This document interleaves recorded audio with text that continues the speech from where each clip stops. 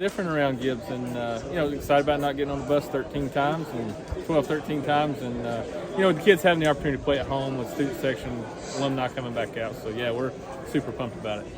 What did you learn about coaching kids in general from having to go through that last year? Well, one of our mottos is find a way, and I think it's a life thing of you're not always doing things are not always the way you want.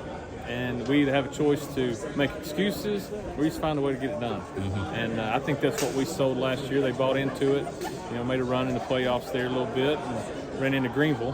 Yep.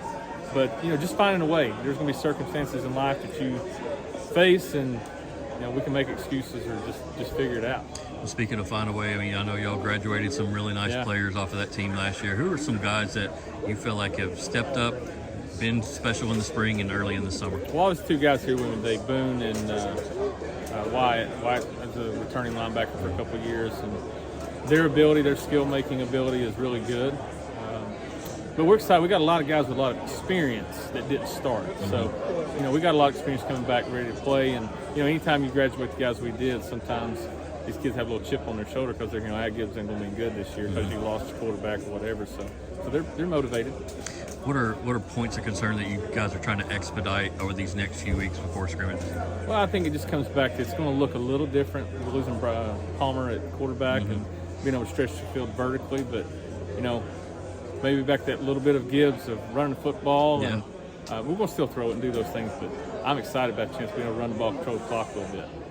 Did y'all throw a ticker tape parade for Andy Hibbett coming back? Or anything? We are very pumped with Andy Hibbett. Andy's back, and he's took over the equipment room, and his OCD of making sure everything's the way it should be is great. No, he's been great, brought a lot of energy, and glad to have him back in the community for sure. Mm-hmm. Is there anything? I know you've talked a little bit about the differences, but is there been any kind of big change with the program, or is it kind of where you want it to be and kind of progressing, kind of where the program needs to go? Well, obviously, I feel like you don't ever want to hit that plateau and be satisfied. And I think at Gibbs, it's one of those, if your goal is not to win the state, why are we playing? And I think sometimes you have to communicate that not just a winning record or, making it to the second round, but beating teams you're not supposed to beat. Yeah. And continuing to do that. And I think our middle school program, they came in second in the MAC League last year, and they're excited about playing. And we had 38 freshmen this year. So building on that is exciting moving forward. Will there be any freshmen that you think can contribute right away? We'll have 3 or 4 freshmen that play, possibly start right off the bat. I know you've mentioned a few names, but is there a kid or two that could have a breakout year that are like, hey, man, you need to watch out for this kid. He could be something this year? Well, you got Cayman Sean at the receiver. He had 18 touchdowns for us last year, and, he's back. And then you got Boone, but